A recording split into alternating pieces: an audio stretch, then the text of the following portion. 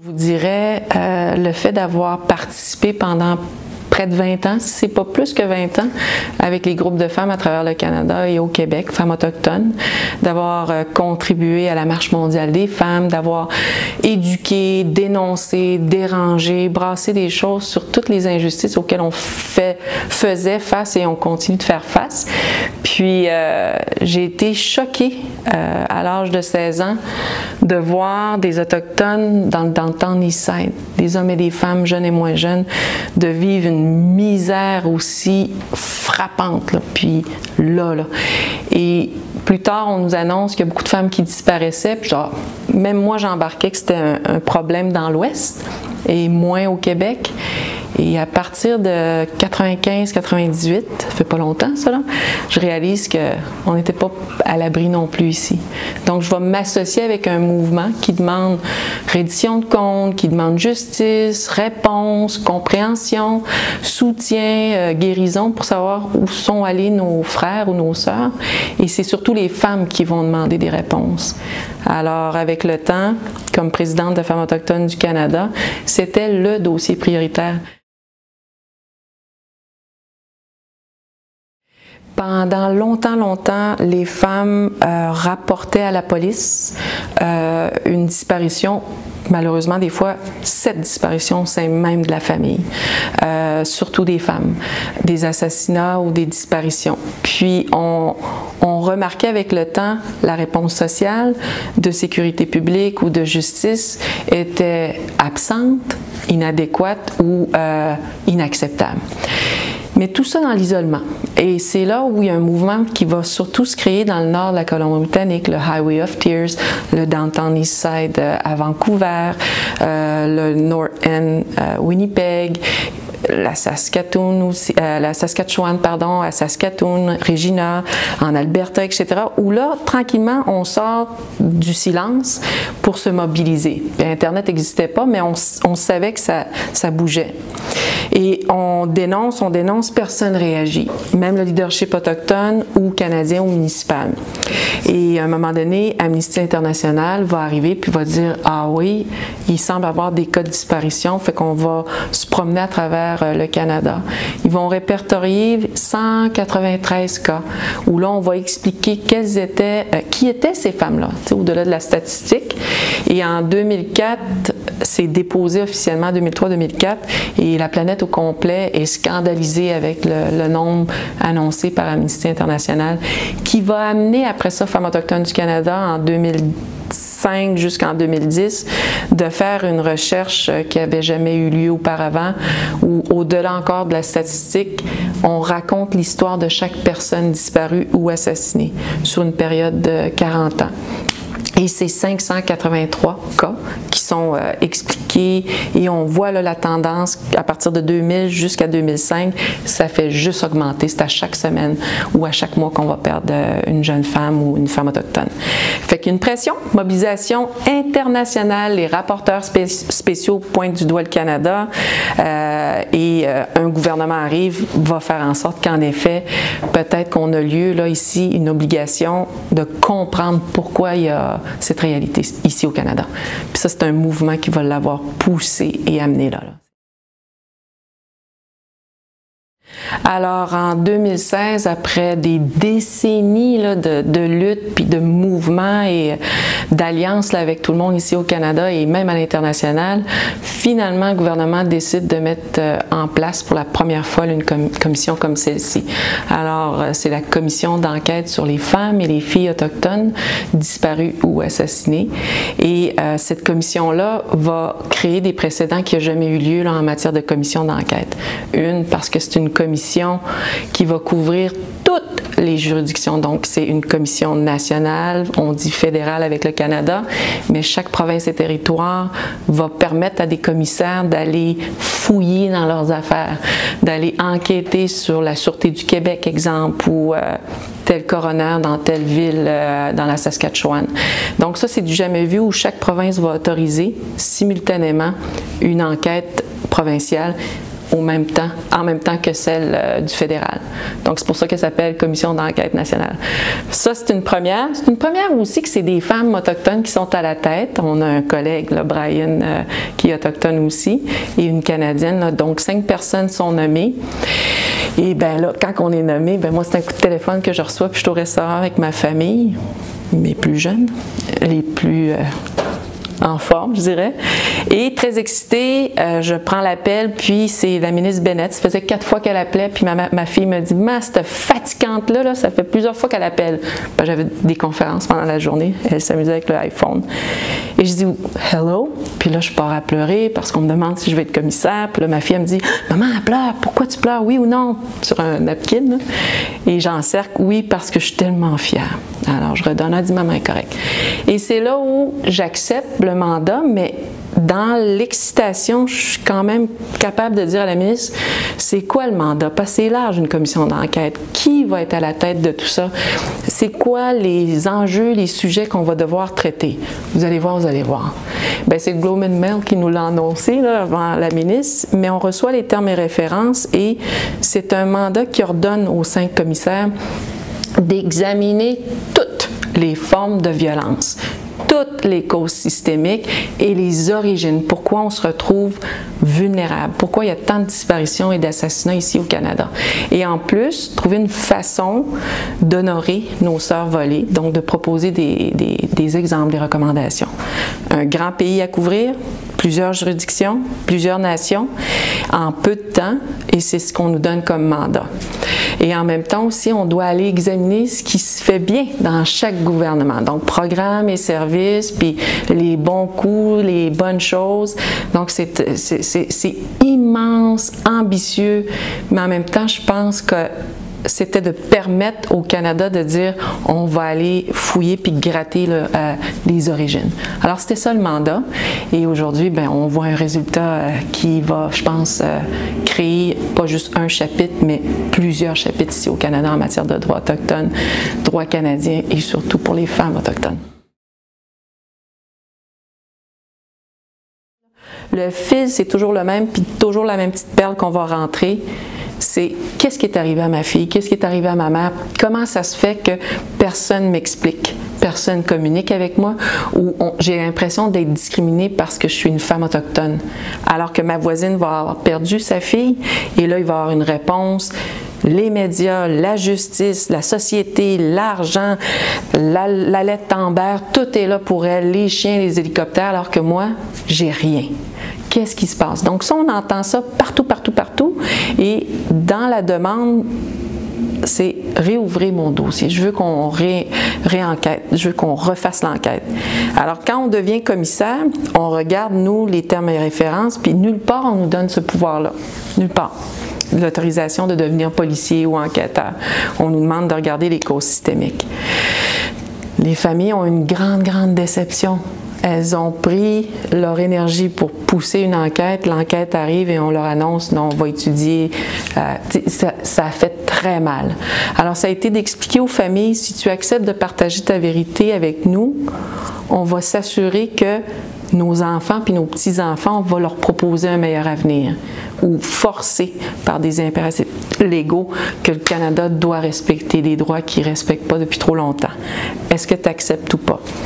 Mais avec certains pouvoirs, on s'est permis aussi d'aller demander plus d'infos pour comprendre pourquoi la police ou le système n'a pas bien fait les choses.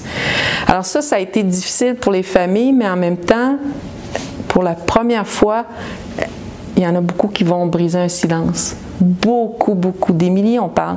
Briser un silence qu'ils vont avoir gardé pendant 40 ans. Tu es assise devant 3 personnes, 3 générations, la même famille, qui va dire dans son témoignage « J'ai été déportée de force. On m'a fait signer des documents en français ou en anglais, je ne comprenais pas pantoute parce que je ne parlais pas cette langue-là. Et ça m'enlevait des droits. On m'a empêché de recevoir les fonds pour que je puisse nourrir ma famille, mais on m'empêchait de chasser puis de trapper pour nourrir ma famille. Donc, ma sécurité alimentaire, elle a été attaquée de tous les fronts. On m'a déportée de force avec ma famille. Puis ça, c'est un exemple parmi plusieurs. Et là, on a l'autre génération de cette famille-là qui dit, après ça, ben moi, on m'a enlevé de force par la police, la GRC, ou la police de l'époque, l'armée, pour m'amener dans une autre région, m'apprendre une autre langue, prier autrement. Donc, on parle des écoles résidentielles. Et là, cet enfant-là, de cette troisième génération-là, dans le même témoignage, qui dit, ben moi, le curé dans le village m'a agressé toute ma jeunesse. Et là, on perd la langue, la dépossession du territoire. On voit plein de droits violés, bafoués, puis tu te dis, juste dans une famille. Et après ça, tu vois plus tard, qui ne sont pas les mêmes témoins, mais qui sont dans la même famille, toxicomanie, tentative de suicide, mal de vivre, les résultats de toutes ces politiques-là. Tu dis, bon, ben là, je pense que l'enquête vient encore une fois caper la trilogie Commission royale d'enquête sur les peuples autochtones dans les années 90, Vérité et réconciliation sur tous les enfants qui ont été forcés d'aller dans des pensionnats indiens, puis qu'on parle de génocide culturel qui était acceptable là, socialement, là, ça dérangeait moins, et que là, les femmes, on vient caper la trilogie en disant, vous ne pouvez plus, là. Vous ne pouvez plus vous en défaire. C'est clair qu'il y a eu une forme de génocide sournois et à long terme fait par l'État et non nécessairement individuel. Notre rapport dit très clairement dans les 1200 pages, mais très très tôt, que on vous dit des mots durs, mais on vous propose plein de belles façons pour justement changer le présent puis l'avenir. Notre premier constat, quand on a travaillé en 2016 dans notre ligne de temps avec nos petits post-it avant qu'on ait nos bureaux, il y avait plusieurs causes qu'on voyait, dont une qui était le génocide culturel. Même nous, les 5 commissaires, on avait adhéré à génocide culturel. Et par la suite, on a très très vite réalisé avec le temps qu'on pouvait ajouter sexuel, oui, culturel. Après ça, oh mon Dieu, stérilisation forcée, hein? Mon Dieu, le taux de suicide, l'automutilation, la violence, la surconsommation. Donc on voyait avec la définition de l'ONU que c'est plus juste culturel, malheureusement, là, ben, peu importe une forme, c'est déjà trop, c'est qu'on semble tomber dans toutes les catégories de la définition de l'ONU au niveau du génocide. La définition dans mes mots, je dirais que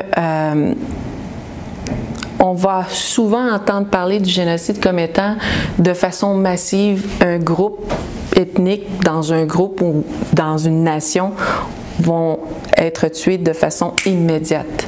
On va avoir l'image du Rwanda, des amis du Rwanda. Pour moi, c'était ça le génocide, un peu avant l'enquête nationale.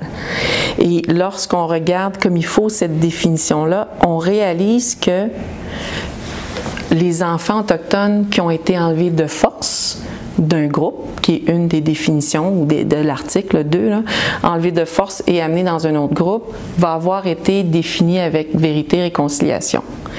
Puis lorsqu'on regarde avec l'enquête, on dit qu'il y a peut-être aussi matière au niveau du viol, où est-ce que les femmes vont être ciblées par le trafic humain.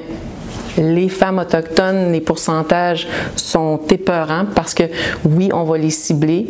Alors, tu sais qu'il y a des gangs de rue à Winnipeg qui vont dire pourquoi on allait chercher, bien, ceux qui ont sorti de là et qui ont osé témoigner, pourquoi on est allé les chercher? Everybody care less for them. Il n'y a personne qui tienne à ces femmes-là. Donc, on pouvait s'assurer de maintenir une industrie avec ces femmes-là. Donc, la violence sexuelle, le viol va avoir été reconnu dans d'autres formes de génocide, dans d'autres pays. Les femmes utilisées, quand elles sont enceintes, il n'y a pas de, comment on dit ça en français, impunité, parce qu'elles ont été tuées, parce qu'elles sont femmes et enceintes, on va les éventrer, puis personne n'est puni. Tu sais, c'est comme des lois ou des règles acceptées. Donc, on commence à dire avec nos expertes en droit international, c'est ce qui arrive ici, là, on va avoir des témoignages partout qui vont dire, des undercover, des gens qui se prennent pour des... sont en prison avec les criminels, là, puis qui continuent l'enquête et sont capables d'enregistrer, puis qu'on va lire, nous, comme commissaire, puis ça donne des frissons. Je suis allée la chercher, cette sauvage-là, mais ils vont dire d'autres termes plus crus, parce que c'est juste une Indienne. Puis c'est pas la première, puis ni la dernière. Fait que dans ma région, moi là, les cibles, c'est parce que c'était des sauvages. Et 3 petits points, là, parce que c'est d'autres mots qui vont nous nommer. Parce que le système ne venait pas me chercher. Et dans chaque province, tu retrouves ça dans les années 1840 jusqu'en 2019. Et là, ça allait au-delà du culturel, ça allait au niveau aussi du viol comme étant acceptable. Alors c'est pour ça que nous, on s'est associé avec Fanny Lafontaine pour dire toute cette forme de génocide, il y a différentes formes de génocide. Viens dire aux Canadiens, viens dire aux Autochtones que de façon massive, oui, c'en est une forme, mais de façon sournoise, sur 150 ans, c'en est une autre aussi, dans lequel où là, notre santé mentale va être super affectée, donc on va avoir un taux de suicide élevé, on va vivre dans des conditions extrêmement difficiles. Là aussi, on parle de mettre des groupes dans des situations invivables, est une forme de génocide aussi. Les autres, c'est des avocats, hein? Mes collègues que j'aime beaucoup, là, les autres commissaires, c'est tous des avocats. Donc, ils avaient un jargon très précis là, pour bien le défendre. Puis moi, je l'avais plus dans... Je l'ai goûté, je l'ai vu, j'ai été imposée ou confrontée à ça là, venant d'une communauté. Puis je vous dirais que même moi, ça a été difficile de pouvoir connecter l'aspect juridique avec ce que je vivais puis, ou ce que je vais avoir entendu, puis m'associer facilement, ou ben donc être choquée parce que je ne pouvais pas croire que ça arrive au Canada, puis d'essayer de dire « OK, OK ». Puis est-ce que ça va déranger les gens? Au sein même de mon équipe, proche des gens ont été scandalisés quand je leur ai dit « Un des constats, c'est ça ». Et ils ont été choqués. Certains vont avoir quitté pour des raisons de principe, de valeur. Je respecte ça. Certains vont dire « T'es-tu folle? Tu vas perdre toute ta crédibilité, Michel. C'est pas ton style, ça. » Ou d'autres vont dire « Aïe, t'es courageuse, t'es-tu sûre? T'es-tu attachée? » Alors, il y avait toutes sortes de réactions. Et mon père aussi. « Voyons donc, Michel. Voyons donc. Hey, t'es-tu folle? » Il le dit, là. Mais avec amour, tu sais, c'était pas un O, c'était un cœur, là, tu sais, F, cœur, L-L-E. Puis, avec plein de... Puis je disais à mon père et aux gens, attendez, c'est sûr que ça va déranger. Tout ce qu'on amène dérange quand on sort de nos zones de confort ou de nos pantoufles, mocassins, chouclac, peu importe, puis qu'on doit aller voir ça sous un autre angle. Pourquoi? Puis, je vous dirais, ce qui m'a frappé le plus, c'est que moi, ça fait longtemps que je suis là-dedans. Puis je vais le vivre, mais je ne suis pas capable de le mettre en mots nécessairement. Quand on a envoyé des couvertures contaminées de façon massive dans le Nord pour tuer des enfants puis des familles, c'en était une, ça. L'État a un exercice dans la tête de dire on va aller affaiblir des gens à tel endroit par la contamination. Et ça va être par des couvertures. Ah, il faut que je fasse traverser un chemin de fer ici. Il y a plusieurs peuples autochtones. On va les tuer de façon massive. On tire dessus. Un autre qui va être très placé haut dans un gouvernement va dire, dans une région dans l'est du Canada, plus tu me ramènes de scalps Micmac, hommes, femmes et enfants, plus c'est payant. Donc, je te paye pour aller scalper. Après un scalp, c'est sûr que tu meurs. Donc, là encore, on va envoyer des signaux un peu partout à travers le Canada de façon claire où est-ce que l'État dit les gens, c'est des barbares, c'est pas des êtres humains. Ils ne sont pas à mon niveau. C'est des sauvages. Il faut les exterminer. D'autres endroits, comme stratégie, ça va être si je lui enlève sa culture, son identité, sa langue, je vais en faire un Canadien en bonne et due forme.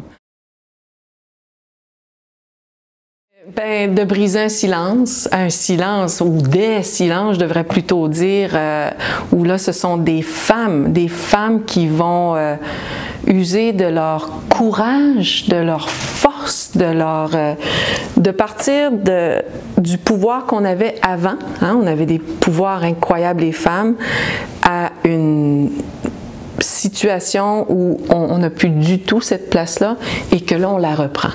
Ça, pour moi, là, c'est une des grandes leçons. Là, quand je vois ça, je me sens forte. Depuis que j'ai déposé le rapport, là, je ne sentais pas ça avant. Alors, elles m'ont donné ces leçons-là positives ou ces cadeaux-là ou un héritage incroyable. La résilience, l'empowerment, puis tassez-vous de là. J'ai dit à la ministre récemment, j'ai dit « Well, you know, le mouvement est fort à cette heure.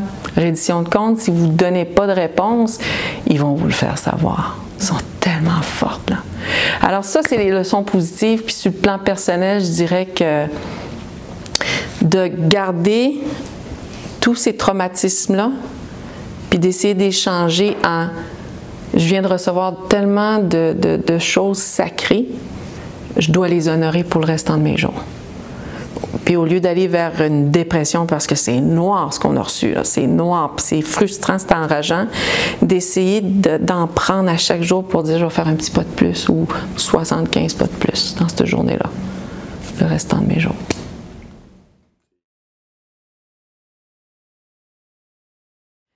Une des erreurs, je vous dirais, d'habitude j'essaie d'être positive en disant des endroits où on doit apprendre d'actions qu'on a prises. Moi, c'est des erreurs. Moi, c'est comme ça que je le vois, de ne pas vouloir éduquer. Tant le Canada que les commissaires, c'est quoi une commission d'enquête?